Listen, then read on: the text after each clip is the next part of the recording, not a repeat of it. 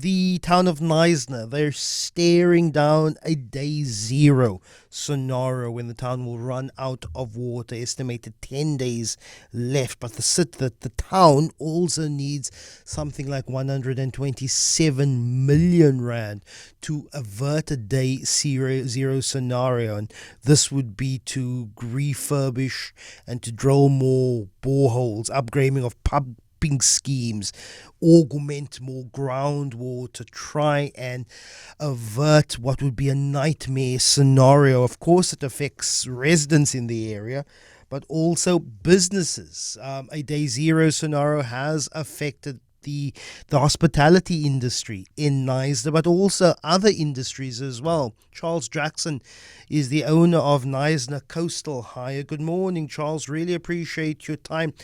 How wary, how concerned, how worried are residents, the people of Knysna, over this day zero scenario just 10 days away? Thank you, Lester. Morning. People are worried, but I don't think they actually realize the implications. Because last week it was 10 days and then we got a bit of rain. So now the question is it now 11 or 12 days? So I think a lot of people don't realize what the actual implications are. A lot of the private sectors put in their own measures. We put in JoJo tanks at work.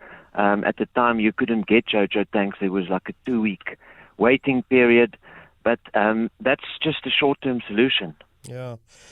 Look, we've been hearing the reports and the stories and the anecdotes around people cancelling trips to Knysna. It's been a disappointing festive season in terms of the hospitality industry. But you work in the tool hire and the equipment hire business. How would a water scarcity affect your business directly? So, more the construction industry, because a group of or big part of our client base is actually the construction industry. And I mean, I'm sure as everybody knows, building a house, you use quite a bit of water. And currently the estates where these houses are being built, they refusing the builders need to get their own water. So now they need to put up a tank, and the problem is actually transporting the water.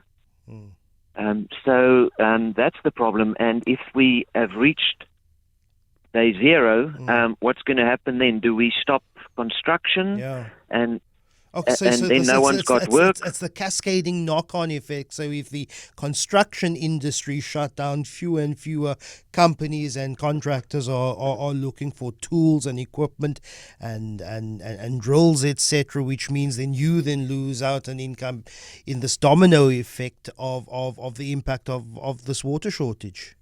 Yeah, we can already see it. Lots of guys' sites are on hold. Yes.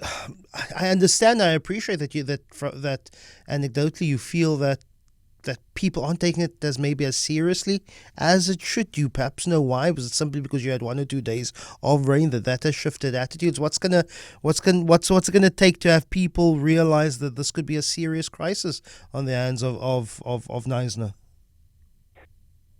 Make them realize. I suppose the day when there's actually the tap is dry. Currently, there's lots of people helping. Gift of the Givers have really come into town with a lot of vehicles, and they are, you see them riding up and down. So at this stage, I don't think, it's when you get home and you open the tap and there's no water. What do you do then? Charles, really have to leave it there, but thank you so much. If you are a Knysna resident who have been in the community over the last while, why, according to Charles, people in Knysna are not really taking the warning seriously of a day zero scenario just 10 days away?